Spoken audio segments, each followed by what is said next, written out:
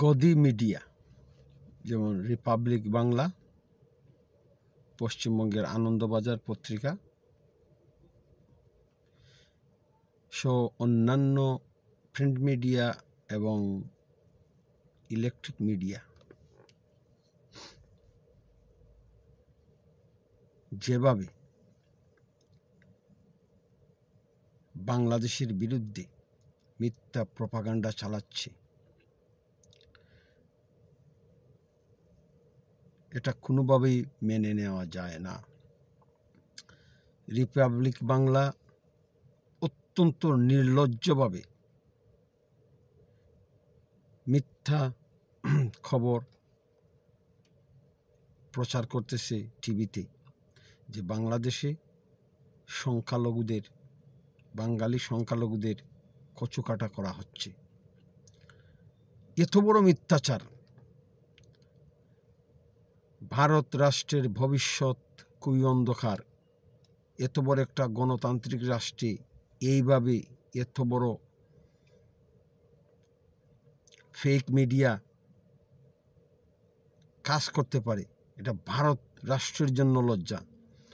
ভারত রাষ্ট্র স্বয়ং গদি মিডিয়াকে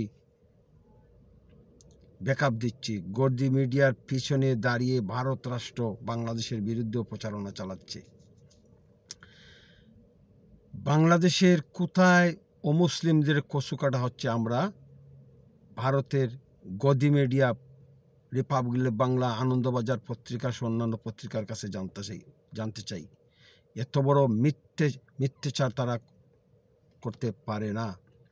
এমনকি এই গদি মিডিয়া সাংবাদিকরা বাংলাদেশে এসে ভিজিট করে বিভিন্ন জায়গা পরিদর্শন করেও তারা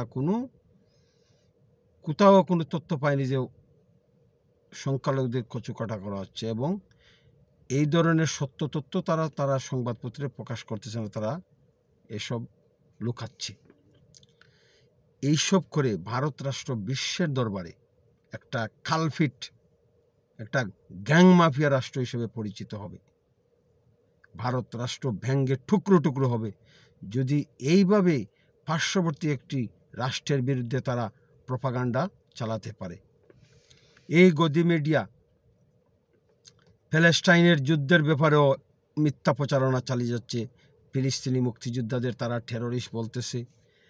এইভাবে বিভিন্ন রাষ্ট্রে তারা মুসলিমদের টার্গেট করে তারা ফেক খবর প্রচার করে থাকে। এই রিপাবলিক বাংলা, এই আনন্দবাজার পত্রিকা, এগুলো হলো বর্ণবাদী, রেসিস্ট, বর্ণবিদ্বেষী, মুসলিম বিদ্বেষী গণমাধ্যম। বাংলাদেশ সরকারের কাছে আমাদের অনুরোধ, এই সব সংবাদপত্রকে, প্রিন্ট মিডিয়াকে বাংলাদেশে নিষিদ্ধ করতে হবে, কারণ এরা বাংলাদেশের বিরুদ্ধে বিশ্বে প্রচারণা চালাচ্ছে। এই গদি মিডিয়া নরেন্দ্র মোদীর সৃষ্টি। নরেন্দ্র মোদীর কালো টাকা, ব্ল্যাক মানি, এইসব গদি মিডিয়ার পিছনে বিলিয়ন বিলিয়ন ডলার ডালতেছে। এইসব গদি মিডিয়া সৃষ্টি করা হয়েছিল নরেন্দ্র মোদীর গুণগানের জন্য। এখন নরেন্দ্র মোদীর গুণগান করতে করতে এইসব গদি মিডিয়া পার্শ্ববর্তী রাষ্ট্রের বিরুদ্ধে তারা প্রচারণা চালাচ্ছে। এইসব গদি মিডিয়া বাংলাদেশের জন্য ডেঞ্জারাস। আমরা বাংলাদেশের সর্বস্তরের মানুষ, print media, electronic media, YouTuber, সামাজিক যোগাযোগ মাধ্যমের ইনফ্লুয়েন্সারদের সবাইকে এই রিপাবলিক বাংলা, আনন্দবাজার নামক পত্রিকা নামক এইসব গদি মিডিয়াদের বিরুদ্ধে আমাদের প্রচারণায় নামতে হবে। সঠিক তথ্যটা আমরা তুলে ধরব। ভারতে এইসব গদি মিডিয়ারা কি নির্লজ্জভাবে মিথ্যা খবর প্রচার করতে পারে বাংলাদেশের সংখ্যাগরিষ্ঠ মুসলমানদের বিরুদ্ধে। ভারতে পুলিশ প্রকাশ্যে গত সপ্তাহে সম্বল মসজিদের সামনে 6 জনকে গুলি করে হত্যা করেছে। ভারতের নিম্ন আদালতকে গভর্নমেন্ট নিয়ন্ত্রণ করে ঐতিহাসিক মসজিদগুলোর বিরুদ্ধে দাঁড় করিয়ে দিয়েছে। এখন নিম্ন আদালত গণহারে ঐতিহাসিক মসজিদগুলোর উপর সার্ভে পরিচালনার নির্দেশনা দিচ্ছে। এইসব মসজিদ নাকি শিব মন্দিরের উপরে তৈরি করা হয়েছে। এত বড় মিথ্যাচার, এই রাষ্ট্র কিভাবে টিকে থাকবে? এই গদি মিডিয়া কতদিন টিকবে? এই নরেন্দ্র মোদী কতদিন টিকবে? এই গদি মিডিয়া আর নরেন্দ্র মোদীর যদি পতন না হয়, তাহলে ভারত রাষ্ট্র ভেঙ্গে টুকরো টুকরো হয়ে যাবে। আমরা ভারত বিদ্বেষী নই, আমরা ভারতের কল্যাণ কামনা করি। কিন্তু বর্তমান ভারত রাষ্ট্রের প্রধানমন্ত্রী, মন্ত্রিপরিষদ, এমপিরা, তার গদি মিডিয়ারা যেভাবে বাংলাদেশের বিরুদ্ধে, বিশ্বের মুসলমানদের বিরুদ্ধে সারা দুনিয়া জুড়ে বিদ্বেষ ছড়াচ্ছে, ভারতের ভবিষ্যৎ খুবই অন্ধকার। সারা বিশ্বে ভারত একটা বর্ণবাদী রাষ্ট্র হিসাবে, মুসলিম বিদ্বেষী রাষ্ট্র হিসাবে পরিচিতি লাভ করবে। এতে ভারতেরই ক্ষতি হবে। এই গদি মিডিয়া কিভাবে বলতে পারে যে বাংলাদেশের কিছু অংশ দখল করে নেওয়া দরকার, চট্টগ্রাম ভারতের হওয়া উচিত ছিল, চট্টগ্রাম ভারতের দখল করে নেওয়া উচিত? কত বড় স্পর্ধা! একটা স্বাধীন রাষ্ট্রের ল্যান্ডকে তারা দখল করে নিতে চায় এবং গদি মিডিয়া এগুলা প্রচার করতেছে। গদি মিডিয়া তাদের নিজস্ব রাষ্ট্রের প্রধানমন্ত্রীর মতামত, সরকারের মতামত গদি মিডিয়া তাদের নিজস্ব মতামত হিসেবে চালিয়ে দিচ্ছে। সরকারের সব কথাবার্তা গদি মিডিয়া তারা নিজেদের বলে প্রচার করতেছে। কত বড় ডেঞ্জারাস রিপাবলিক বাংলা! এই ময়ূক ঘোষ অত্যন্ত নিম্ন শ্রেণীর একজন সাংবাদিক। এ কিভাবে সাংবাদিক হয়? এটাকে কি সাংবাদিকতা বলে? এইটাকে কি বৃহৎ গণতান্ত্রিক রাষ্ট্রের সাংবাদিকতা, জার্নালিজম বলে গণ্য করা যায়? গণতান্ত্রিক, বিশ্বের বৃহৎ গণতান্ত্রিক রাষ্ট্র ভারত, আর এই ভারতে এই ফেসিস্ট নরেন্দ্র মোদী এইসব গদি মিডিয়াদের সৃষ্টি করেছে এবং তারা মুসলমানদের বিরুদ্ধে বিদ্বেষপূর্ণ সংবাদপত্র প্রকাশ করতেছে। বাংলাদেশে 8% হিন্দু, সরকারি চাকরি পায় 25% হিন্দু। এইটা কি গদি মিডিয়া কোনোদিন প্রচার করেছে? বাংলাদেশে 8% হিন্দু, সরকারি চাকরি পায় 25% হিন্দুরা। ভারতে 20% মুসলমান, 30 কোটি মুসলমান, সরকারি চাকরি পায় 1%, 2%, 3%। ভারতের কোটি কোটি মুসলমানদের বৈষম্যের মধ্যে রাখতেছে এই নরেন্দ্র মোদীর সরকার গত 30 বছর ধরে। মুসলমানদের তাদের ধর্ম পালনে বাধা দিচ্ছে, মসজিদে নামাজ পড়তে দিচ্ছে না, যেখানে সেখানে মসজিদ তারা ভাঙতেছে। এগুলা কিন্তু গদি মিডিয়া কোনোদিনও প্রকাশ করে না। ভারতের মুসলমানদের নির্যাতনের চিত্র তুলে ধরার জন্য বাংলাদেশে এক ধরনের এখন মিডিয়া সৃষ্টি করার দরকার আছে। একদল মানুষ দাঁড়ানোর দরকার। ভারত মুসলমানদের কিভাবে তিলে তিলে হত্যা করতেছে ভারতের সরকার, এবং গদি মিডিয়া কিভাবে এই উগ্রবাদী, হিন্দুত্ববাদী হিন্দুদের লেলিয়ে দিচ্ছে মুসলমানদের বিরুদ্ধে, এইসবও বাংলাদেশের এই সংবাদপত্রগুলা বা এই গদি মিডিয়ার মতো এই ধরনের সংবাদপত্র আমাদের দরকার। ভারতের বিরুদ্ধে সত্য প্রপাগান্ডা চালানোর জন্য ভারত কিভাবে তার রাষ্ট্রের নাগরিকদের ধর্মীয় পরিচয়ের কারণে কিভাবে রাখছে বৈষম্যের মধ্যে। ভারতের 20% মুসলমান অত্যন্ত নির্যাতিত অবস্থায় আছে। উত্তরপ্রদেশে যান, মুসলমানদের অবস্থা করুণ। বিহারে যান, ঝাড়খণ্ডে যান, বিজেপি শাসিত প্রত্যেকটি রাজ্যে মুসলমানদের অবস্থা আজ খুবই করুণ। তারা একটার পর একটা, আজমির শরীফ, যে আজমির শরীফকে সাধারণ হিন্দু সম্প্রদায়ের মানুষেরা ইজ্জত করে, কারণ আজমির শরীফের পীর সাহেব তিনি অসাম্প্রদায়িক ছিলেন, তারা সম্মান করে। সেই আজমির শরীফকে বলতেছে এটাও নাকি শিব মন্দিরের উপরে। এত বড় থামসা, নির্লজ্জভাবে এত বড় নিম্ন কাম মোদী সরকার করতে পারে এবং তার গদি মিডিয়া করতে পারে, আমরা অবাক হয়ে যাই। একটা গণতান্ত্রিক রাষ্ট্র বিশ্বের কিভাবে এ ধরনের কাজ করতে পারে এবং তার মিডিয়াগুলো। ভারতে পুলিশ মুসলমানদের যে কোনো বিক্ষোভে পুলিশ ভারতে গুলি করে মুসলমান হত্যা করে ফেলে। মুসলমানদের 3 পয়সার দাম নেই। ভারতের মুসলমানদের সামাজিক অবস্থা আর বাংলাদেশের হিন্দুদের সামাজিক অবস্থা যদি তুলনা করেন, বাংলাদেশের আমার বাঙালি হিন্দু ভাইরা সঙ্গে আমরা মিলেমিশে বাস করতেছি। এখানে কোথায় কচু কাটা হচ্ছে, কোথায় মন্দির ভাঙ্গা হচ্ছে, হ্যাঁ 1-2টি বিক্ষিপ্ত ঘটনা ঘটতেছে, এটা রাইট, পুলিশ এদের বিরুদ্ধে অ্যাকশনে যাওয়া দরকার। কিন্তু রিপাবলিক বাংলা যেভাবে প্রকাশ করতেছে বাংলাদেশে হিন্দুদের কচু কাটা হচ্ছে, চিটাগাঙ্গে কচু কাটা হচ্ছে, সিলেটে কচু কাটা হচ্ছে, নোয়াখালীতে কচু কাটা হচ্ছে, ফেনীতে কচু কাটা হচ্ছে হিন্দুদের, এটা অসত্য নিউজ। বাংলাদেশের হিন্দুরা খুবই সুখে আছে, খুবই শান্তিতে আছে। 8% হয়ে তারা 20%, 25% চাকরি তারা পাচ্ছে। কই সংখ্যাগরিষ্ঠ মুসলমান তো বাধা দিচ্ছে না, বা সরকার তো সংখ্যালঘুদের চাকরিতে প্রবেশে কোনো বাধা দিচ্ছে না, বৈষম্য করতেছে না লঘু মানুষের সঙ্গে। 20%, 25% চাকরি পাওয়া যদি সংখ্যালঘুরা পায়, তাহলে তো সংখ্যাগরিষ্ঠ মুসলমানরা এখানে বৈষম্য শিকার হয়। 8% সংখ্যালঘু হিন্দুরা পায় 20-25% চাকরি, এটা তো বৈষম্য। কিন্তু সরকারও সংখ্যালঘুদের প্রতি কোনো বৈষম্যমূলক আচরণ করতেছে না। তাইলে বাংলাদেশের হিন্দুরা কি ভালো না?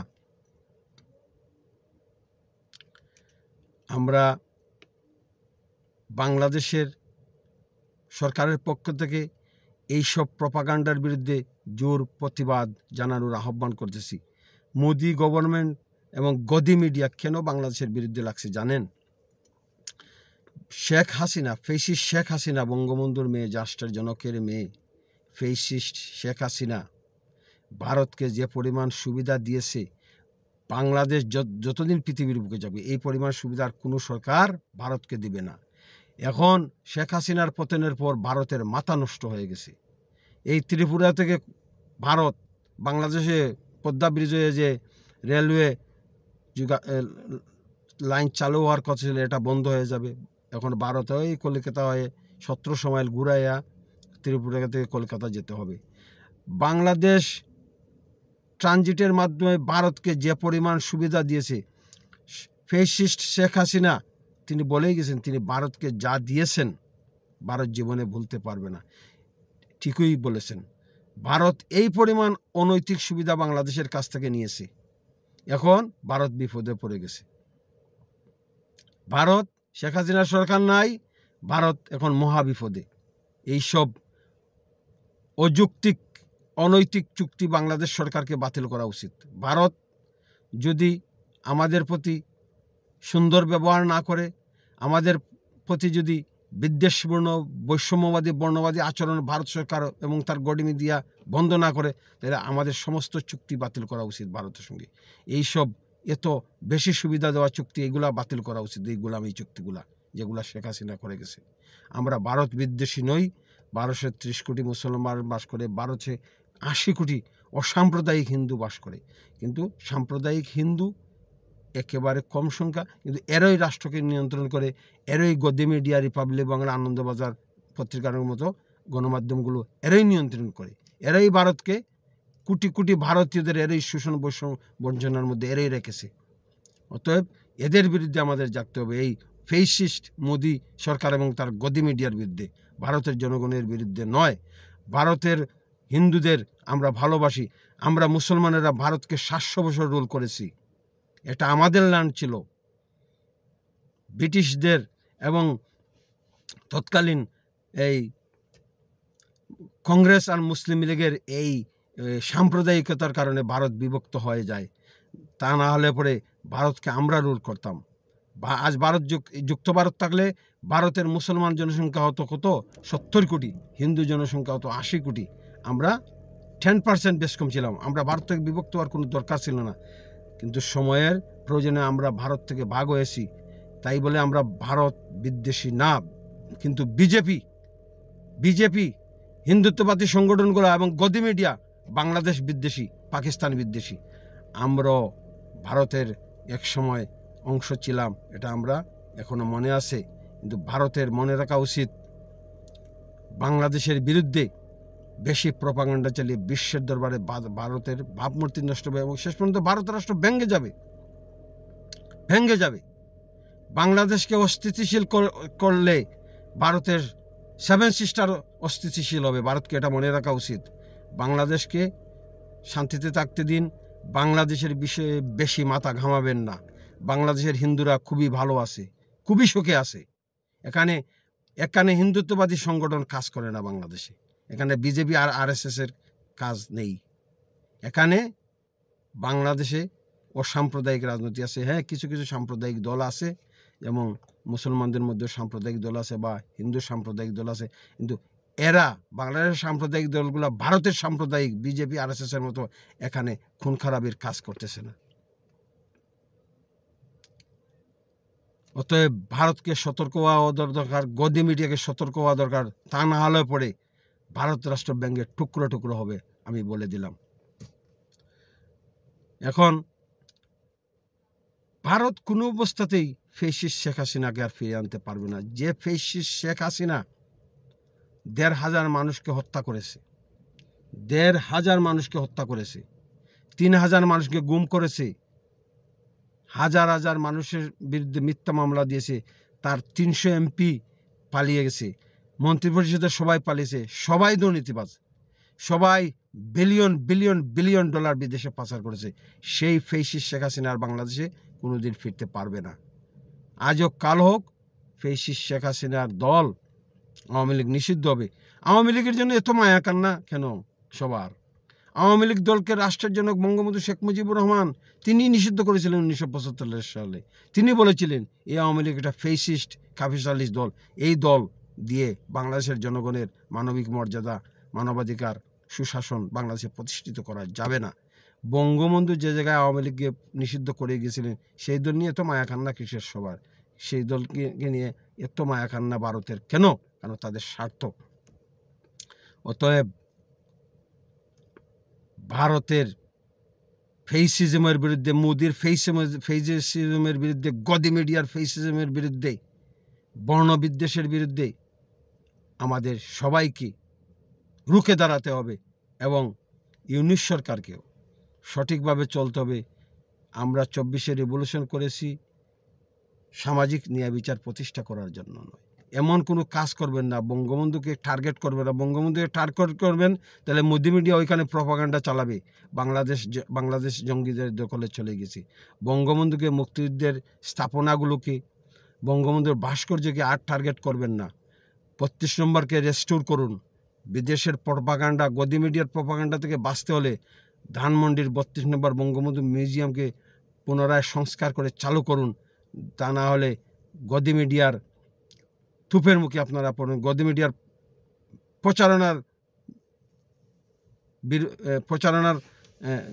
গদি মিডিয়ার তাণ্ডবের মুখে আপনারা পড়বেন।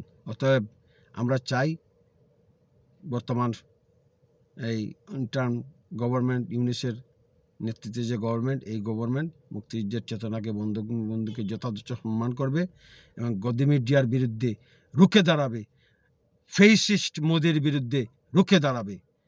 ফেসিস্ট রিপাবলিক বাংলার বিরুদ্ধে, রেডিকালিস্ট জঙ্গিবাদী রিপাবলিক বাংলার বিরুদ্ধে, মুসলিম বিদ্বেষী রিপাবলিক বাংলার বিরুদ্ধে বাংলাদেশের গভর্নমেন্ট, বাংলাদেশের সাংবাদিক এরা রুখে দাঁড়াবে।